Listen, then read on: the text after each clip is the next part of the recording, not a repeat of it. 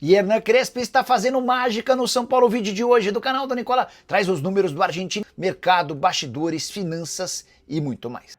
Fala aí pessoal, sou Jorge Nicola, bem-vindos a mais um vídeo do canal, sempre bom ter vocês por aqui. Sem perder tempo, pedir para deixar like, se inscrever no canal e ativar as notificações. Hora de falar sobre Hernan Crespo, que está fazendo mágica à frente do São Paulo e não há exagero nessa afirmação.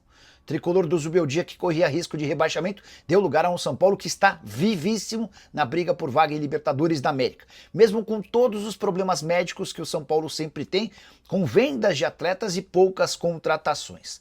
Na vitória contra o Botafogo por 1-0, nesse domingo, no Morumbi, o Tricolor chegou a fazer grande segundo tempo.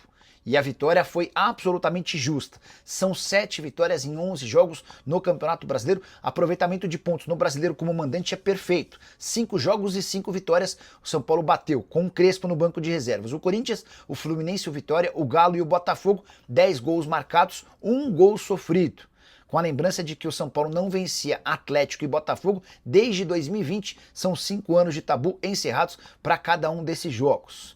No Campeonato Brasileiro, o Crespo, desde que assumiu o São Paulo, tem o segundo maior número de vitórias no período. São 7 vitórias, 2 empates e 2 derrotas. No total, somando também a participação em Libertadores e Copa do Brasil, o Crespo soma 8 vitórias, com 4 empates e 3 derrotas. O único ponto negativo nessa passagem do Crespo é a eliminação contra o Atlético Paranaense na Copa do Brasil, que está muito na conta daquela expulsão com 3 minutos de jogo do Rafael. Importante contar que o Crespo, na entrevista coletiva depois da vitória contra o Botafogo, assegurou que não teve participação ou influência na contratação do Rigoni. Não é a informação que eu tenho. Ele também foi perguntado sobre o jogo da quinta-feira contra a LDU na altitude de Quito, se há uma preocupação em relação aos 2 laterais que se machucaram. O Enzo Dias, que saiu como titular, sofreu um entorse no tornozelo esquerdo e o Wendel reclamou de um desconforto muscular. Na entrevista coletiva, o Crespo assegurou que o Enzo vai jogar a partida em Quito, ainda que não se tenha o resultado dos exames, por entender que o argentino não fugiria de um jogo importante como esse. A pergunta que eu deixo para você, torcedor do São Paulo: que nota você dá para Hernan Crespo até aqui? Use o espaço para comentário para registrar sua opinião. Sobre o jogo, tá aí o gol do Dineno. Arnaldo, o ataque era ontem Dineno e Tapia, que deu contra o recado. Na verdade, vamos falar, o jogo mesmo era para o São Paulo poder ter feito mais. Teve chance de fazer mais. Foi 1-0, mais uma vitória do Crespo, já é o 7º colocado. O São Paulo está colado agora justamente no próprio Botafogo. E parece, não sei qual que é a sua análise, que entre sai quem sai, o time tem um padrão muito claro do jeito de jogar.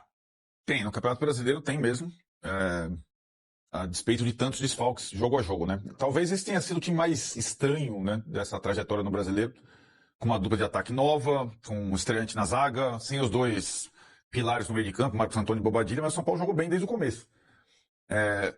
Eu vejo assim, né, curioso, né? Por isso que também o dinheiro não é tudo, ou não é tudo, pelo menos no primeiro momento. O Botafogo, que investiu como Palmeiras e Flamengo, é um time muito desorganizado, e o São Paulo é um time muito organizado. Muito. Né? Então essa foi uma diferença. 1-0 não refletiu que foi o jogo. São Paulo, 2 bolas na trave, volume total. O Rafael não foi. Esse foi o lance mais perigoso do Botafogo, num erro do Alan Fran. E o São Paulo só perdeu o controle quando o Rodriguinho. Aí que tá, né? É diferente a situação do Crespo, dado o Abel, dado o Felipe Luiz. Porque uma coisa é ter um plano bom pro jogo, a outra coisa é quando você começa a perder os jogadores. E quando o Rodriguinho sente e pede pra sair, ele não tinha ninguém para fazer a função no banco. Só tinha um menino da base, Pedro Ferreira, que nunca fez um jogo pelo profissional. Aí ele coloca o Luan. Até o Luan achar o lugar dele no campo, e aí ele quase faz um gol.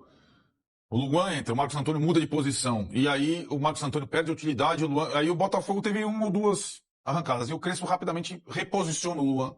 E aí o São Paulo volta a ter as bolas do jogo, a bola na trave do Rigoni, e essa mesmo do Luan. No Brasileiro, Tironi, é raro a gente apontar uma partida ruim do São Paulo com o Crespo. Eu acho que o São Paulo fez muitos pontos e jogou quase todas as vezes bem, inclusive quando perdeu do Cruzeiro, né? 7ª vitória em últimos 10 jogos, se eu não me engano, né? Então, né? Em casa voltou a ser um time muito forte, como habitualmente era, né? O São Paulo não ganhava do Atlético Mineiro há muito tempo, ganhou. Não ganhava do Botafogo há muito tempo, ganhou. E vai, enquanto não vem a Libertadores, vai se colocando numa posição de possível resgate via brasileiros, que ele foi eliminado, que eu acho que é o papel do São Paulo, né? E agora, eu acho que é um outro tipo de desafio, porque na Libertadores, o São Paulo passou do Atlético Nacional, mas ele não jogou bem. Bem, como vinha jogando no Brasileiro. Lá não jogou mesmo, e no Morumbi jogou primeiro tempo, né? Então, talvez reprisar ou replicar o que está fazendo na Libertadores seja o desafio. Deu para perceber também que pós-janela, a comparação, vou comparar de novo com os outros times brasileiros da Libertadores, né?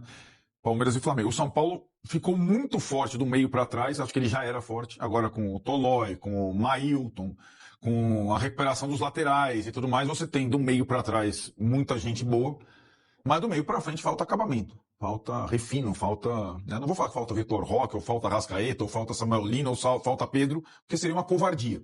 Mas, né, sem 3 centroavantes machucados, ontem o Luciano não estava, o Ferreira não estava, falta um pouco de requinte de finalização, né, natural. São os limites do São Paulo para a temporada.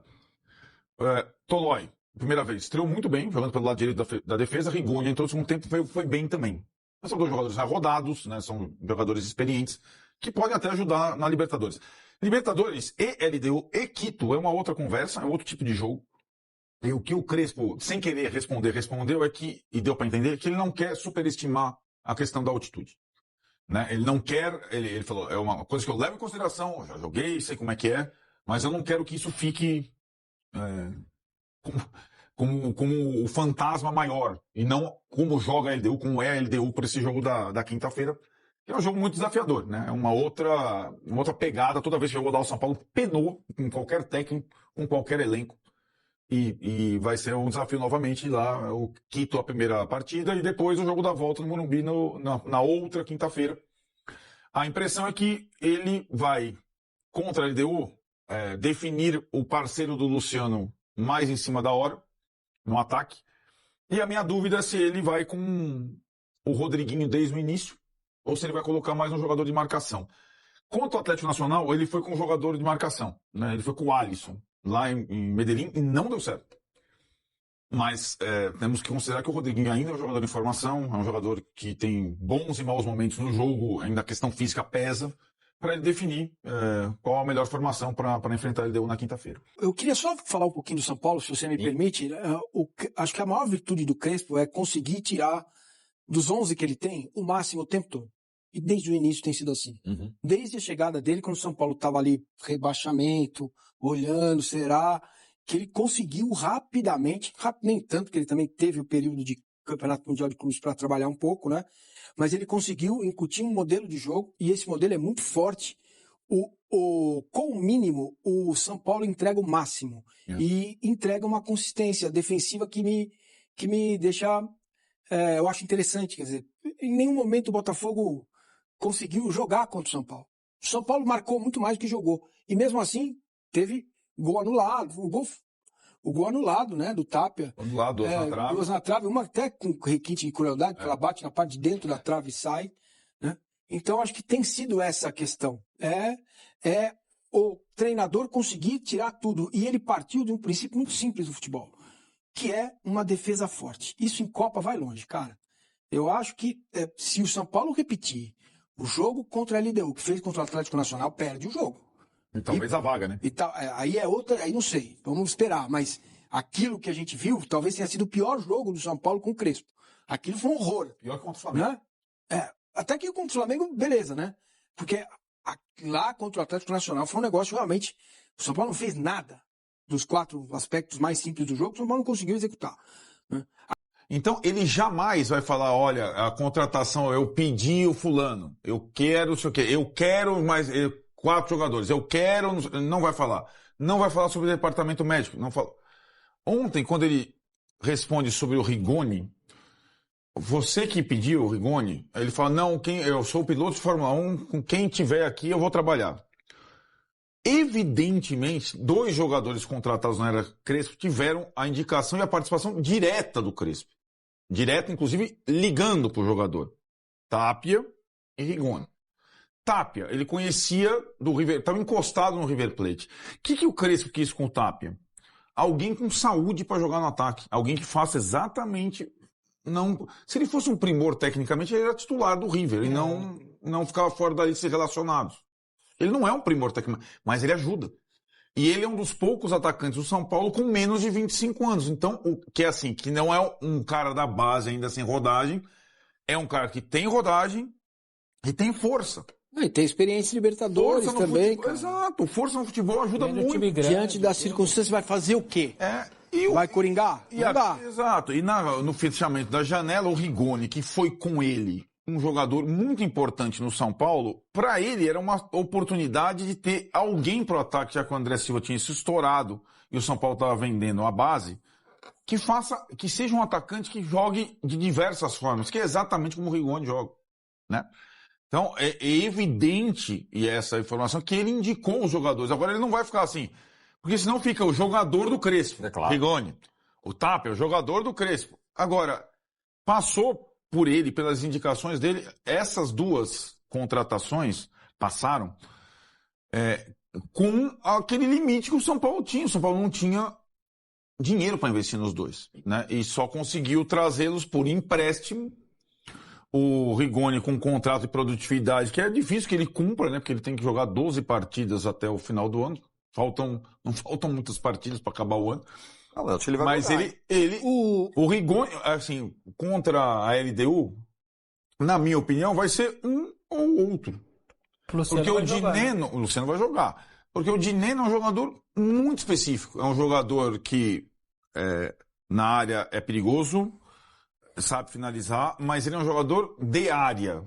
Se Não você estiver tomando pressão da LDU, Então, ele não vai te ajudar ele não em tem nada. contra-ataque, Vai ele ajudar em não nada. tem a velocidade, ele tem presença de área. Quando o São Paulo faz 1-0, gol dele, gol de 3 pontos, com 5 minutos, a utilidade dele no jogo praticamente acaba. Ele ficou defendendo a bola aérea do Botafogo porque ele não tinha velocidade. E o Crespo fez certo, ao manter o Tapia e tirar o Dineno. Aí quando ele coloca Tapia e Rigoni, a defesa do Botafogo fica no mano a mano várias vezes. O São Paulo teve várias chances com Tapia, com Rigoni. Olha com Tapia, olha com Rigoni. E acho que ele foi bem, enquanto o Botafogo é um desperdício de bons jogadores. Vocês imaginam, o torcedor do São Paulo hoje, ele prefere quem? O River ou o Palmeiras na semifinal? Você tem ideia? Eu acho que o torcedor do São Paulo, sinceramente, morre de medo da LDU. Assim como era o Atlético Nacional. Porque não é o time do São Paulo. Mas se puder escolher, passou e tal. River, eu prefiro o River. Bom, eu falo como torcedor do São Paulo, eu prefiro pegar o River. Porque o São Paulo, os times time pior que o brasileiros Palmeiras. e outros times brasileiros encaram o São Paulo, sobretudo no Morumbi, de maneira mais natural. Os de fora não encaram. Então, só tô perguntando. Eu acho Não, pra mim que é se o claro. São Paulo passar e for o River, tem várias coisas aí também que as pessoas não... Tem o Crespo, que é do River. Eu sei, mas, enfim. Tem o Crespo, que era do River, tem o Enzo Dias, que é do River, tem o Tapia, que é do Que, River. aliás, não deve jogar, né? Talvez não possa jogar. Então, tem um monte de coisa aí, né? Mas- Então tem essa circunstância também, né? É um clube especial para o técnico do São Paulo. É o clube no qual ele fez grande parte da sua carreira. Tem esses componentes também e tudo mais, né?